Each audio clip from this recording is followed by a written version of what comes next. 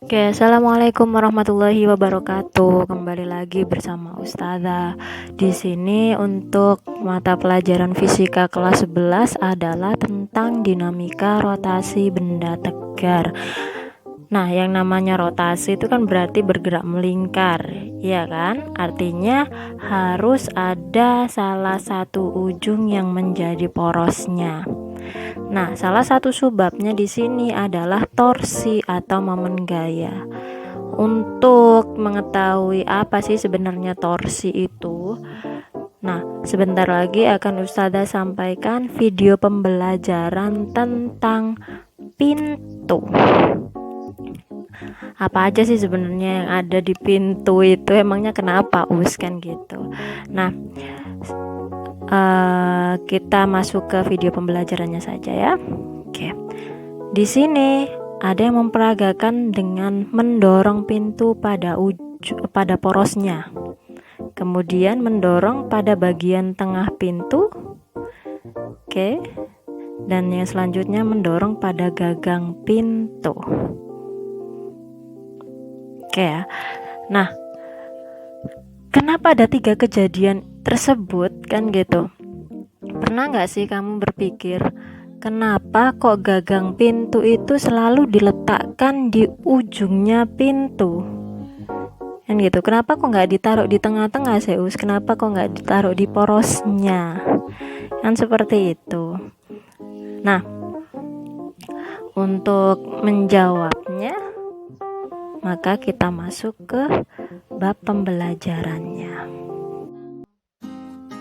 Oke, tadi kita sudah melihat tentang video pembelajaran bagaimana pengaruhnya untuk membuka gagang pintu. Kenapa ketika di ujung lebih mudah, kenapa ketika di tengah atau di porosnya itu agak sulit untuk membuka pintu. Nah, itu kita dapat simpulkan di sini bahwa artinya torsi itu adalah segala aspek yang mempengaruhi benda agar bergerak melingkar. Yang pertama di sini, supaya gerak melingkar, tadi kan sudah Ustazah bahas bahwa harus ada poros. Harus ada porosnya. Nah, contoh misalkan kunci Inggris bisa, atau misalkan gagang pintu engsel juga bisa contohnya. Nah, untuk menggerakkan maka kita butuh apa? Kita butuh yang namanya gaya dorong. Kita kasih gaya dorong berupa F, gitu. Maka di sini torsi tandanya tau. Tadi dipengaruhi oleh gaya supaya bisa bergerak, berarti di sini sama dengan F, kan gitu. Nah, apakah letak gayanya itu tadi juga mempengaruhi untuk benda itu bergerak? Ternyata iya, dia diletakkan di ujung, di tengah, ataupun di yang mananya itu berpengaruh terhadap geraknya. Maka ada istilahnya adalah D atau L boleh. Artinya ini adalah jarak dari gaya sampai ke porosnya. Jadi di sini torsi itu adalah rumusnya F dikalikan D.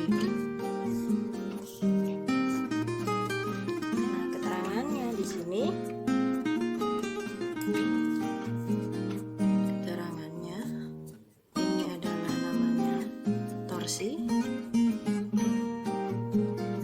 atau momen gaya. Satuannya di sini adalah Newton meter. Gaya itu kan Newton, panjang itu satuannya meter. Atau bisa juga satuannya kilogram meter kuadrat per sekon meter. Bisa seperti ini. Nah, kemudian ada gaya. Lalu di sini ada jarak dari gaya sampai ke poros.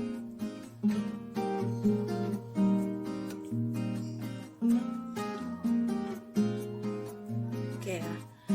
Nah, di sini kan kalau gayanya standar-standar saja biasa. Kalau misalkan kamu buka pintunya kakek gaya atau banyak model gayanya. Terus kayak gimana Us? Maksudnya kayak gimana sih Us? Nah, contohnya misalkan seperti ini. Kita gambarkan.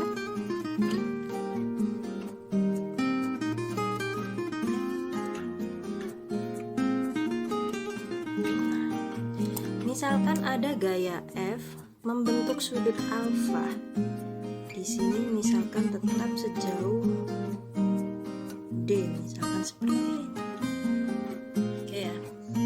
Kalau ada F, diingat ya, waktu kelas 10 F itu apa? F itu vektor. Maka kalau ada vektor membentuk sudut berarti harus bagaimana? Harus kita uraikan ke sumbu X menjadi fx, kita uraikan ke sumbu y menjadi fy. Nah, sekarang diingat, fx, garis fx ini dengan sudut itu kan dekat, ya kan? Fx dengan sudut itu dekat, maka kalau dekat berarti kita menggunakan f cos. Masih ingat ya? Nah, sedangkan di sini f di sumbu y dengan sudut alfa itu jauh, maka di sini fy-nya adalah f sin. Lah Us, sekarang pertanyaannya, yang kita pakai yang mana? Fy atau yang fx-nya Us? Nah, sekarang lihat ya. Oke. Misalkan di sini adalah poros. Dilihat. Misalkan di sini adalah poros. Ketika fx berarti kan dia sejajar dengan ininya, bidangnya. Sejajar itu maksudnya gimana? Ini kan sejajar lah fx.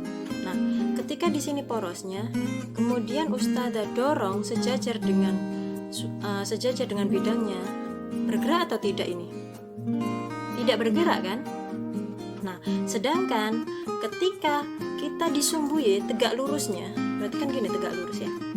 Nah, benda ini akan bergerak. Maka dapat kita simpulkan, karena di sini torsi adalah segala aspek yang membuat benda itu bergerak, ya kan? Yang membuat benda itu bergerak, maka yang kita gunakan adalah gaya yang tegak lurus. Loh, buktinya apa? Loh, dilihat saja. Kalau searah yang sejajar, kamu dorong, kan dia nggak akan bergerak toh, iya kan? Dia akan tetap diam. Tapi ketika kamu ambil yang tegak lurus ke atas ataupun yang ke bawah, nah benda ini dia akan bergerak. Maka yang kita pakai adalah yang fy, bukan yang fx. Seperti itu ya. Jadi gaya yang dipakai itu gaya yang tegak lurus. Tegak lurus itu gimana sih Us? Ini loh bidangnya kan di sini kan bidangnya. Bidangnya kan hadapnya kayak gini, tegak lurus berarti gimana? Nah, ke bawah atau ke atas, tergantung nanti arah vektornya, seperti itu ya. Nah, maka akhirnya di sini torsinya sama dengan kita pakai yang tegak lurusnya, berarti f sin alfa dikali ya. Maka di sini kesimpulan yang pertama,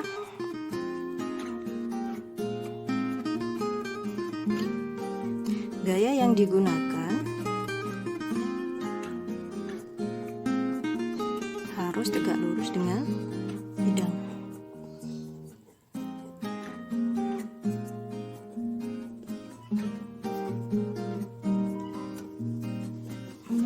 Nah Us, apakah tegak lurusnya itu pasti sin? Tinggal kamu lihat saja. Ya, kalau sudutnya yang diketahui di sini, kalau sudutnya yang diketahui di sini, misalkan betanya di sini, berarti kan nanti fy dekat dengan beta, berarti nanti pakai cos. Jadi tergantung. Makanya di sini Ustazah tidak terlalu memperdulikan dia sin atau cos, yang penting mana yang tegak lurus, seperti itu. Loh Us, kalau yang sini kenapa nggak pakai sin cos? Nah, dilihat f-nya loh, dia sudah tegak lurus. Ya kan, bidangnya di sini, f-nya arah ke sini, berarti dia sudah tegak lurus. Maka yang dipakai adalah yang f saja. Tapi kalau yang sini f-nya miring. Ya, maka yang dipakai adalah yang tegak lurus. Mana tegak lurus? Berarti kita uraikan. Yang tegak lurus adalah yang FY. Yang FY di sini garisnya FY dengan sudut alfa itu jauh. Maka di sini kita pakai yang F-sin. Oke, selanjutnya adalah arah gerak. Arah gerak nanti akan berpengaruh dengan arah torsinya. Nah, sekarang kita sepakati. Jika benda itu bergerak searah jarum jam, saya tulis ya. Jika benda bergerak searah jarum jam,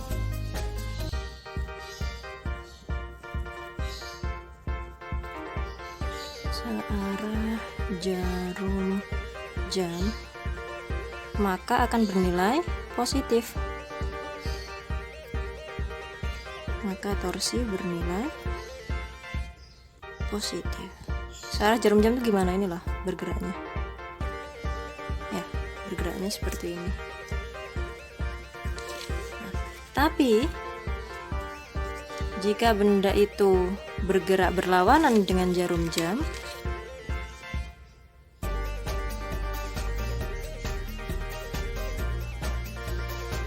bergerak berlawanan arah jarum jam,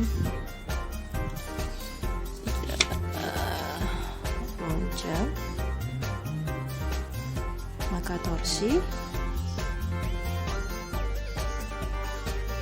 bernilai negatif.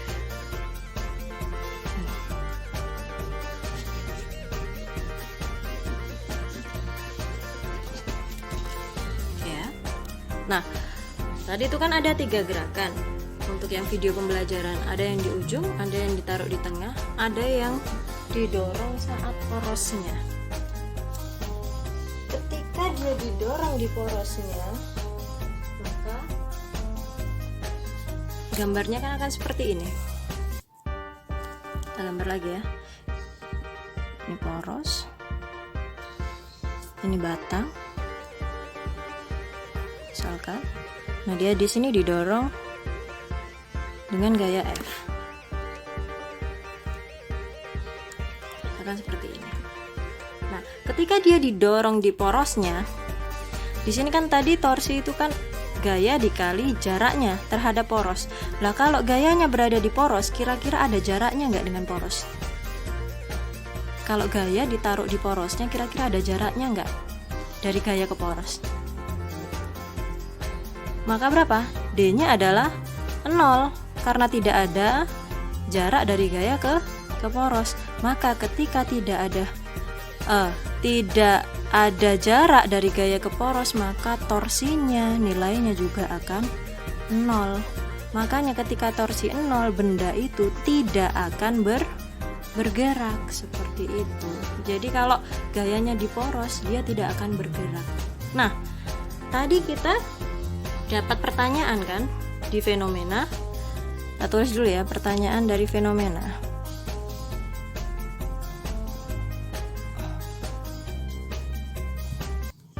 Dari fenomena pintu.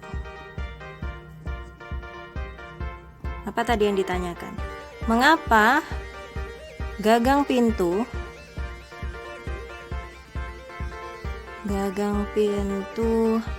diletakkan di ujung pintu yang berjauhan dari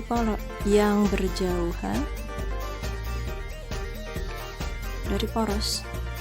Nah, kira-kira dari materi yang tadi bisa ngambil kesimpulan mana? Nah, jadi jawabannya adalah kesimpulannya. Karena gaya dan jarak itu berbanding terbalik, ya kan? Dikarenakan gaya dan jarak lengan